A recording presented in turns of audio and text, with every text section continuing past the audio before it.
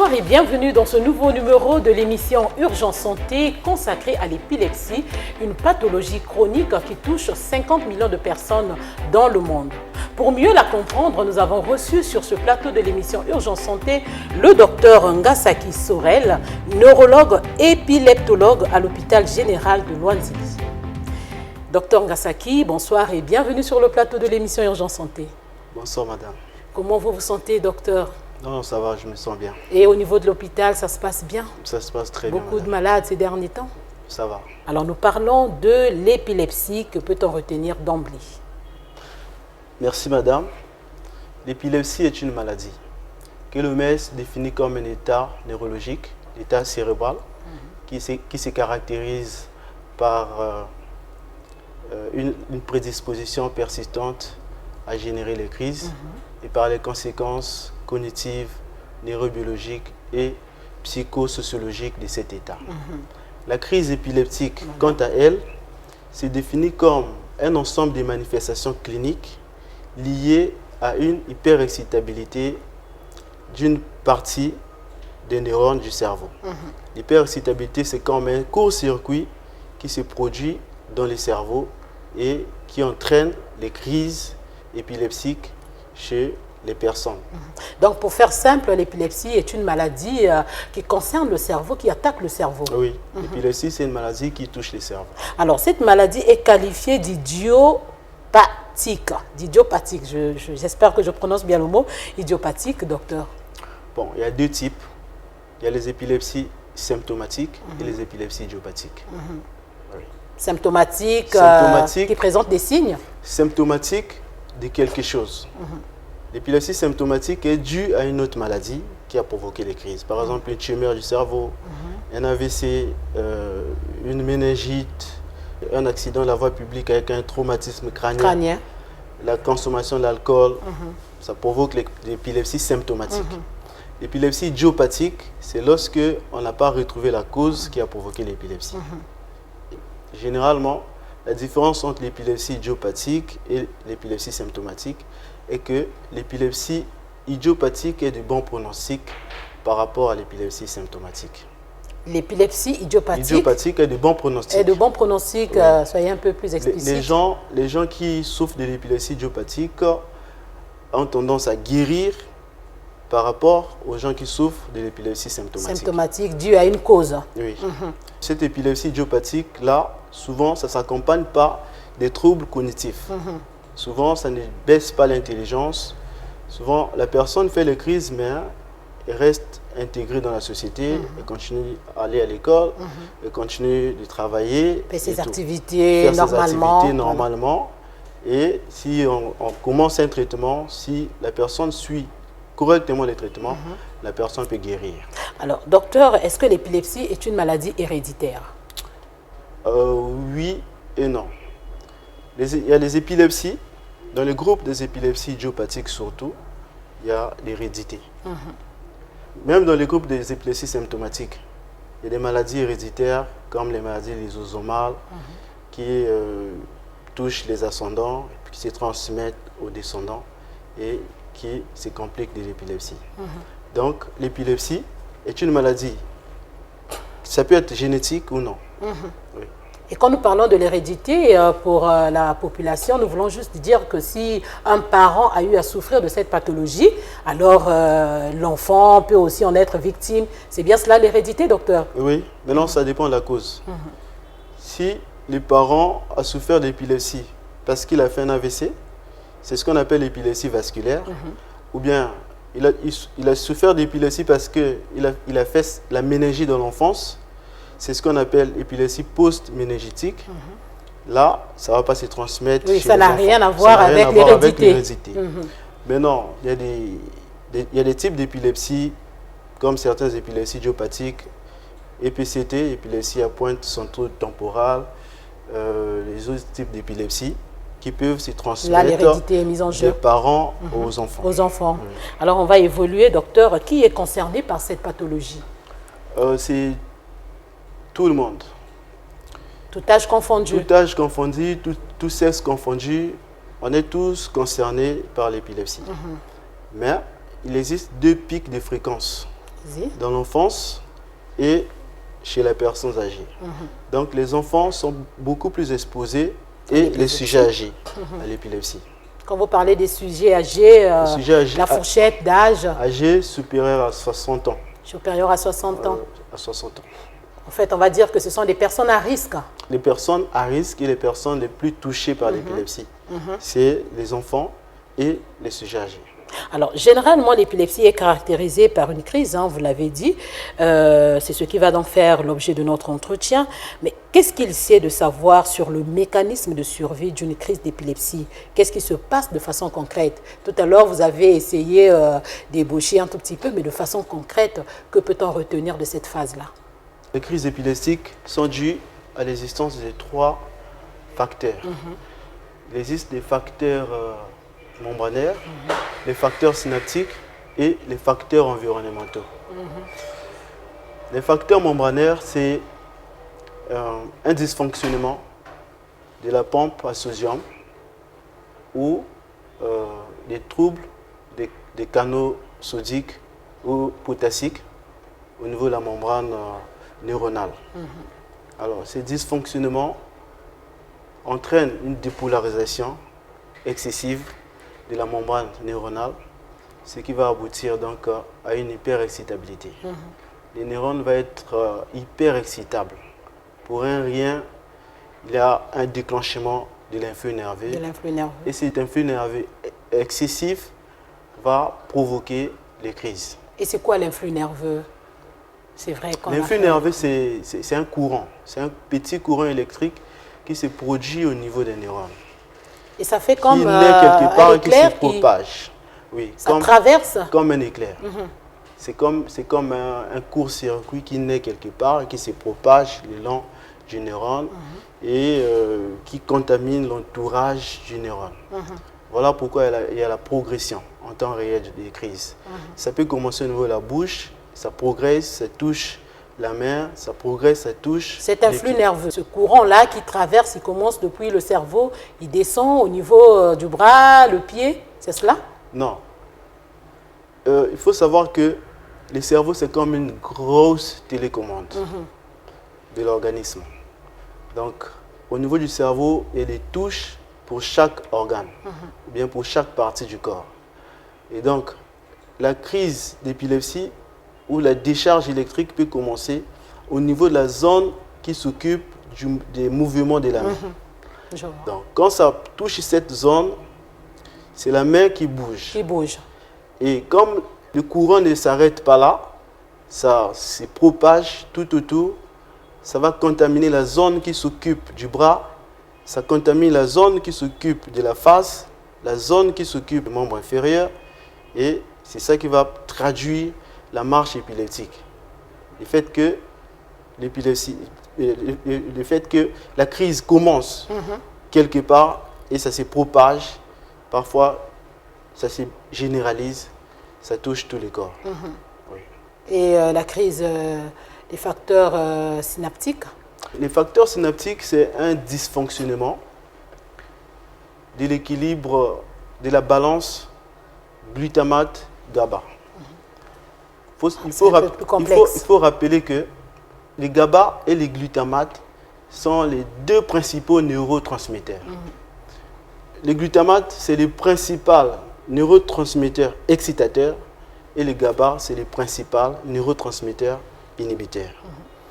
On ne fait pas les crises tous les jours parce qu'il existe un équilibre entre ces 2 neurotransmetteurs, entre les neurotransmetteurs excitateurs et les neurotransmetteurs inhibiteurs.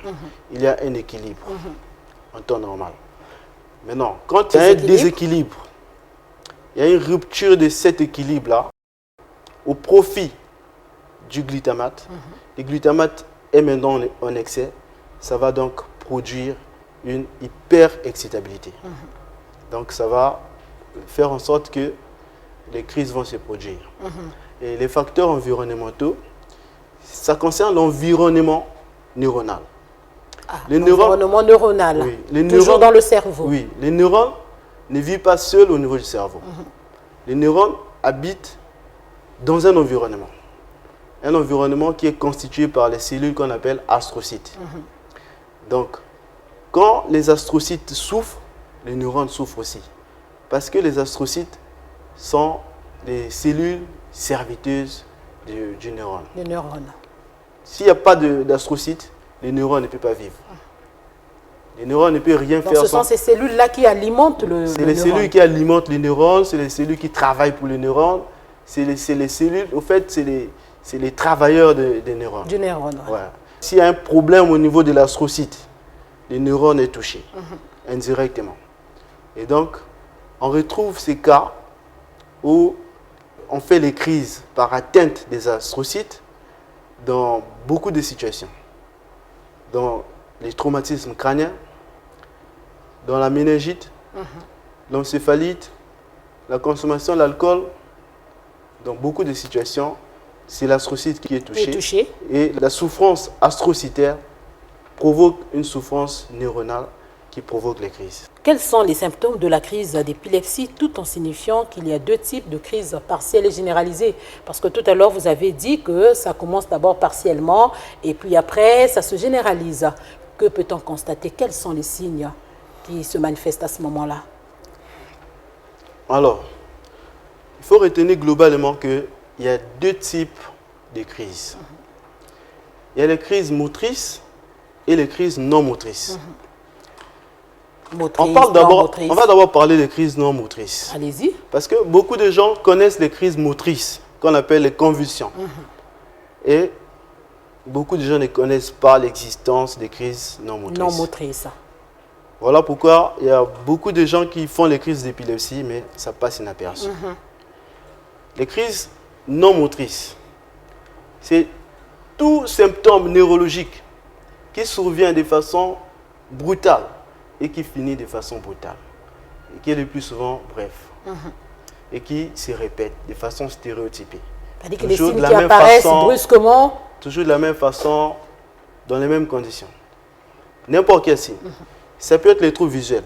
Le plus souvent, c'est les signes productifs et non négatifs. Donc, c'est plus un excès des fonctions. Donc, au niveau de la vision, on va avoir les phosphènes. Donc, la vision des éclairs, ça survient. La vision, docteur, je veux comprendre, la vision des éclairs, c'est-à-dire que vous êtes assis. Les jeux de lumière. Voilà. Et vous voyez des jeux Vous voyez les jeux de lumière. Clac, clac, clac, clac, clac. Pendant une seconde ou 2 ou 3 secondes. Et ça disparaît. Ça passe et ça recommence après. Si vous avez une telle manifestation, c'est probable que vous êtes en train de faire des crises occipitales. C'est un signe évocateur. Oui, occipitales. En fait, les symptômes dépendent du lobe du cerveau qui est touché. Qui est touché. Oui. Si c'est le lobe temporal qui est touché, on va avoir les troubles de la mémoire. Voilà pourquoi chez certains enfants, ils ne font pas les crises, mais ils ont les troubles de la mémoire. Quand ils arrivent à l'hôpital, lorsque on fait les examens, on pose les diagnostics de l'épilepsie, les parents sont étonnés. Ils disent non, mais l'enfant ne fait pas les crises. Parce qu'il n'a jamais convulsé, voilà, il n'est jamais tombé. Mais il n'y a pas que les convulsions. Les troubles de la mémoire, parfois c'est des dysmnésies. L'impression du déjà vu ou du déjà vécu. Ou l'impression du jamais vu ou du jamais vécu. Des illusions? Parfois c'est des illusions, parfois c'est des hallucinations. Tout ça là, c'est toujours les signes qui renvoient au lobe occipital. Si c'est le lobe frontal, on va avoir l'impression des pensées forcées ou du devinement de la pensée, des choses comme ça. Un exemple, docteur, pour mieux passer le message. Quand vous dites des pensées forcées, quel genre de pensée, docteur? On a l'impression qu'on vous force à penser. Le malade va vous dire que j'ai l'impression qu'on me force à penser, on me fait faire les choses, on vole ma pensée. Ah, ces malades, les victimes, ils sont conscients de cet état-là? Oui, donc ils ont comme l'impression qu'ils décrivent l'impression d'un vol. Ils arrivent quand même à décrire ce qui se passe? Mais oui. Ils disent qu'ils se plaignent. Ils ont l'impression qu'on force. Ouais, c'est ce qu'on appelle le petit automatisme. Toujours dans les signes non motrices? Même les hallucinations auditives. On peut entendre les choses que les autres n'entendent pas. On entend des voix. Les voix, les bruits, Les sons, une musique. la musique, alors que les autres qui sont à côté n'entendent pas. C'est paradoxal. Donc, bref, tous les signes. Que ce soit les signes paresthésiques. Moi, j'ai déjà reçu un patient qui n'avait que les signes sensitifs. Il avait l'impression que les mouches marchaient Comme du sous son fourmillement, bras. c'est cela? Ça fourmille un tout petit peu? C'était comme si c'est des mouches qui étaient là, qui marchaient. Ça fait 1 minute, ça disparaît. Mais alors qu'il n'y a pas de mouche sur son bras. Il n'y a rien, lui-même il sait qu'il n'y a rien. Comme il y a des choses qui marchent au niveau d'une partie du corps. Et voilà, ça commence, ça fait 1 minute, ça disparaît, ça recommence après quelques heures ou bien après quelques jours. Lorsqu'on a fait un électroencéphalogramme, on est tombé sur les pointes, sur les signes qui traduisent une hyperexcitabilité au niveau du cerveau. Et donc les parents devaient être très regardants pour le cas des enfants, parce que très souvent les parents ne font pas attention. Vous en avez même de ceux qui blâment. L'enfant dit que je vois des choses, j'entends des choses, mais non, le papa se fâche, la maman se fâche et commence à blâmer, voire à taper l'enfant, alors que l'enfant est déjà en train de développer une épilepsie là. Oui. L'épilepsie, c'est comme une grande forêt, quoi. C'est comme une grande forêt. Là, j'ai parlé des signes Non motrices. non motrices, d'une partie des signes non motrices, mais il y a aussi les absences qui sont non motrices. Les absences, ça touche beaucoup d'enfants ici. Les absences, que voulez-vous dire par là? On dit qu'ils sont rêveurs. Ah. Non, les absences, c'est une rupture de contact. Un enfant qui se fige, il regarde fixement. Devant lui. Il n'entend pas, il ne voit pas. Il ne bouge pas pendant quelques secondes. Alors qu'il est au milieu de vous. Après, il reprend son activité comme si de rien n'était. Donc là, il y a Et problème. il ne se souvient même pas de l'incident. Ah, à ce moment-là, l'enfant ne se souvient pas de l'incident, de ce qui s'est passé. Il ne se souvient pas qu'il a été figé, Il a été figé pendant un temps et tout. Et les absences se répètent comme ça dans la journée. Et en classe, on dit que c'est un enfant qui est rêveur. Parfois, on les tape. Voilà. Et à ce moment-là, les parents devaient consulter. Oui, les Au lieu de taper. parents devaient consulter parce que si on les laisse comme ça faire les crises, ils vont avoir leur quotient intellectuel diminuer progressivement. Il y a 2 façons d'aborder cette question sur les types de crises. Il y a les crises non motrices et motrices, et puis il y a les crises généralisées et focales. Donc, Focale, partielle. on aborde maintenant les côtés motrices. Les côtés des crises motrices, c'est les crises convulsives. Là, il y a les crises convulsives généralisées qui concernent tout le corps, qui s'animent des mouvements involontaires, incontrôlés. Et il y a les crises focales qui touchent une partie du corps. Ça peut toucher un membre, ça peut toucher une partie du corps. Et lorsque ces signes ne sont pas pris en ligne de compte, qu'est-ce qui advient pour un parent qui ne fait pas attention alors que l'enfant développe ces genres de choses, ces genres de symptômes tout le temps? Quelles sont les complications auxquelles on peut assister? Alors, une crise, même brève, n'est pas tolérable. Donc, si un enfant fait une crise, même si ça a duré 1 seconde, il faut l'amener à l'hôpital quand on cherche à voir si c'est une épilepsie, qu'on les mette sous traitement pour arrêter ces crises. Parce que si on laisse les enfants faire les crises, la répétition des crises va détruire les neurones. Ça va aboutir, ça va détruire les neurones. Ça détruit les neurones. Parce que chaque fois qu'on fait une crise, ça détruit quelques neurones. Chaque fois qu'on fait encore une autre crise, ça détruit quelques neurones. Voilà pourquoi vous allez remarquer que après la crise, la personne a oublié beaucoup de choses. Et si les crises se répètent, les oublis s'aggravent et ça va provoquer une baisse considérable des capacités intellectuelles. Alors, si ça continue, ça peut provoquer une paralysie d'une partie du corps. Alors, petit à petit, nous nous approchons de la fin de notre entretien. Est-ce que les symptômes constatés à eux seuls suffisent pour poser le diagnostic ou déclarer une personne épileptique? Oui ou non? Le diagnostic positif de l'épilepsie est clinique et paraclinique. Donc, il existe des fois où on se limite sur le plan clinique, on pose nos diagnostics. Lorsque on a au moins 2 crises qui se répètent sur une durée d'au moins 24 heures, c'est-à-dire de plus de 24 heures. De plus de 24 heures. Si aujourd'hui, j'ai fait une crise, demain, j'ai fait encore une autre crise, ça c'est l'épilepsie. Ça suffit pour poser le diagnostic de l'épilepsie. Maintenant, si c'est une seule crise qui survient, ou bien plusieurs crises qui surviennent les mêmes jours, en moins de 24 heures, on ne peut pas sur cette base-là dire que c'est l'épilepsie. On a besoin maintenant de faire des examens complémentaires comme l'électroencéphalogramme qui va permettre de confirmer l'épilepsie, qui va permettre de définir la nature idiopathique ou symptomatique de l'épilepsie, ou encore la nature bénigne ou sévère de l'épilepsie, et qui va aussi permettre de diagnostiquer la phase ou les stades ultimes de l'épilepsie qu'on appelle encéphalopathie épileptogène. Alors, quel est le service concerné ou à consulter? Parce que vous avez des gens qui ne savent pas où aller en face de tels symptômes, où est-ce qu'il faut aller, quel médecin consulter dans le cadre de l'épilepsie. Voilà, quel est le service habilité?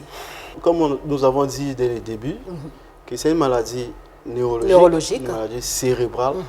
Donc, le service, c'est la neurologie. La neurologie. Oui. Mais pour les enfants, ils peuvent aussi consulter en pédiatrie. Voir les pédiatres. Ils peuvent aussi aller voir les pédiatres. Alors, qu'est-ce qui se passe? Comment réagir en face d'une personne présentant une crise d'épilepsie? Parce que vous voyez, docteur, parfois ça fait peur.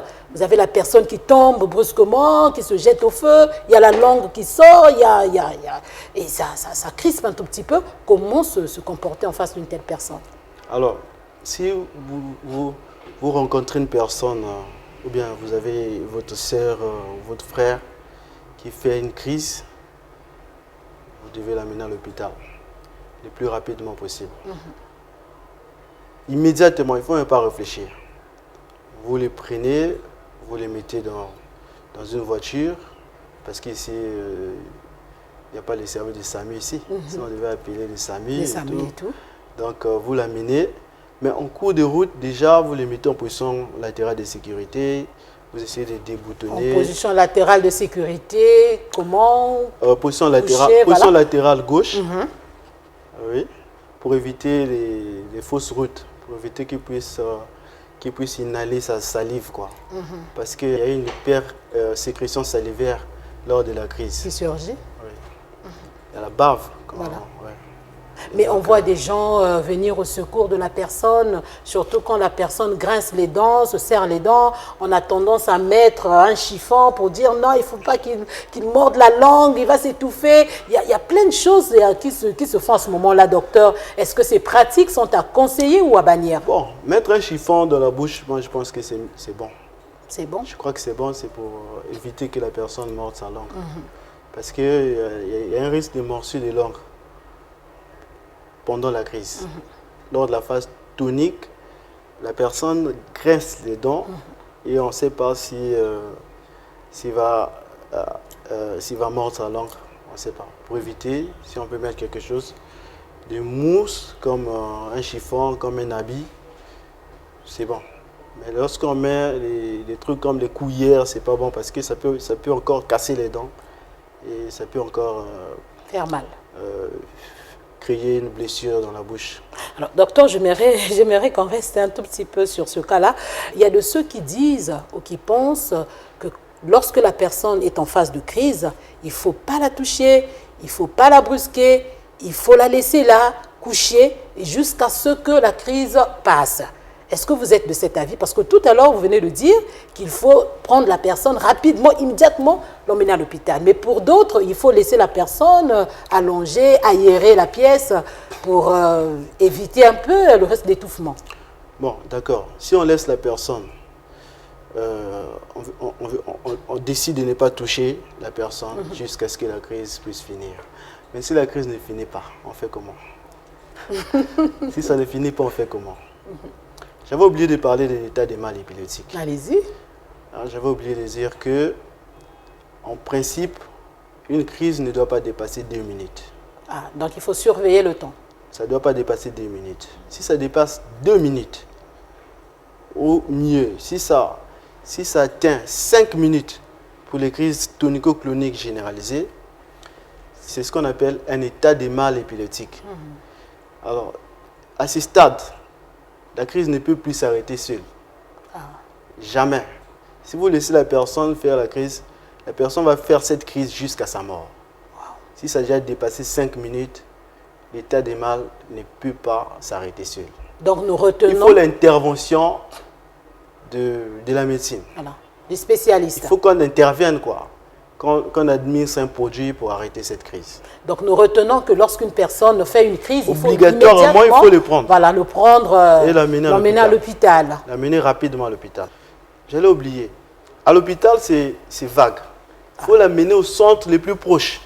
Parce au centre le plus proche. Il ne faut pas aussi perdre de temps. Même si vous avez un cabinet médical à côté, vous l'amenez d'abord là-bas. Vous l'amenez d'abord. On calme d'abord la crise. Que la personne soit stabilisée. Ensuite, vous l'amenez dans un hôpital de votre choix. D'abord, il faut qu'on calme la crise, qu'on arrête la crise. Alors, toujours lors de cette crise-là, on entend dire qu'il faut éviter que la personne soit en contact avec de l'eau. Est-ce qu'il y aurait une conséquence à cela? En contact avec de l'eau? Avec de l'eau. Dernièrement, je vais vous prendre mon exemple, parce que j'ai vécu, j'étais au marché du fond de Tchétché, au fond de Tchétché, marché de la Liberté. C'est un monsieur qui est tombé, il était en train de faire certainement une crise épileptique. Et les mamans qui étaient autour de lui, non, mais ne l'encombrez pas, non, il faut éviter que ses pieds rentrent dans l'eau parce que ça va encore générer la crise et tout. Et j'étais là, stupéfaite, ne sachant que faire, ne sachant quoi dire. Et là, je suis en face du neurologue, je profite de poser la question. Ça n'a rien à voir. Rien du tout. Maintenant, je me rappelle, en parlant de ça, je me rappelle que les gens au Congo ont l'habitude de brûler les talons, les plantes des pieds des gens, avec les bougies pour arrêter la crise. Ça ne sert à rien. Ça ne sert vraiment à rien. Parce que c'est une maladie du cerveau. Si vous voulez brûler, vous voulez faire une action, c'est au niveau du cerveau qu'il faut intervenir. Donc il faut aller brûler au niveau du cerveau. Il faut aller brûler le cerveau. Il faut brûler la tête plutôt. Pourquoi on brûle les pieds? Ça n'a rien à voir. Docteur, est-ce que sur ce plateau, vous pouvez confirmer ou dire que l'épilepsie se soigne, se guérit? Oui. En fait, ça dépend du type de l'épilepsie, qui lui-même dépend de l'étiologie ou la cause de l'épilepsie. Donc, j'avais dit que l'épilepsie bénigne, on peut guérir de cette épilepsie. Parfois même sans traitement. Ah, parfois sans traitement? Oui. Les EPCT, épilepsie à pointe centro-temporale, guérissent parfois sans traitement. Il y a les épilepsies absences, les absences que nous avons citées là au début. L'enfant est figé, il ne parle pas, il ne bouge pas. On dit que c'est un enfant rêveur. Ça aussi, ça guérit tout seul vers l'âge de 13 ans. Il y a les épilepsies comme l'EMJ qui guérit avant 20 ans ou autour de 20 ans. Et donc, il y a les épilepsies qui guérissent, mais à condition de suivre les traitements correctement. Ah, il faut suivre le traitement. Il faut suivre les traitements correctement et au bout d'un certain temps, en l'occurrence 2 ans sans crise, sous traitement. Ce n'est pas à vous, mais c'est à nous de déclarer guéri. Parce qu'il y a des critères pour déclarer quelqu'un guéri de l'épilepsie. Donc il ne faut pas aller faire 2 ans sans crise et dire que je suis guéri, considérer que vous êtes abandonner le traitement. Non, on n'a pas le droit d'abandonner le traitement. Ça, il ne faut pas abandonner le traitement. C'est plutôt à nous de vous déclarer guéri. Donc on doit toujours suivre son traitement, aller voir son médecin de temps à autre. Les dates de rendez-vous. Respecter les dates de rendez-vous. Alors, docteur, pour finir, il y a un courant de pensée qui laisse croire que l'épilepsie est une maladie démoniaque, alors que tout à l'heure, vous venez de nous démontrer que c'est une maladie neurologique. Et on voit des gens, au lieu d'aller à l'hôpital, au lieu d'aller consulter les personnes habilitées, mais préfèrent aller voir des charlatans parce qu'ils se disent que c'est un mauvais sort. Quel message pour eux, docteur? L'épilepsie, c'est une maladie cérébrale, c'est une maladie du cerveau, c'est pas un mauvais sort. Mais je ne sais pas pourquoi, depuis la nuit des temps, depuis les temps d'avant Jésus-Christ, les gens ont toujours considéré l'épilepsie comme une maladie démoniaque, comme un mauvais sort. Un mauvais sort. J'ai jamais compris pourquoi. Et c'est Hippocrate qui était la première personne à penser que cette maladie-là doit avoir une origine au niveau du cerveau. Ah, c'est Hippocrate. C'est Hippocrate avant Jésus-Christ. Donc, ce n'est pas un mauvais sort, c'est une maladie traitable et évitable. On peut traiter cette maladie et guérir de cette maladie. Alors, rapidement, pour revenir, pour tous ceux qui manifestent ou constatent les signes évocateurs de l'épilepsie, quelle conduite à tenir? Quand vous avez ces manifestations, vous devez voir un neurologue. Bon, en l'occurrence, un neurologue. Docteur Ngaseki, merci. Merci beaucoup, madame. Voilà, c'est la fin de notre entretien qui a porté sur l'épilepsie, notamment sur la crise épileptique. Merci de l'avoir suivi. Urgence Santé vous fait gagner en santé et bonne suite de programme sur Lux Télévision.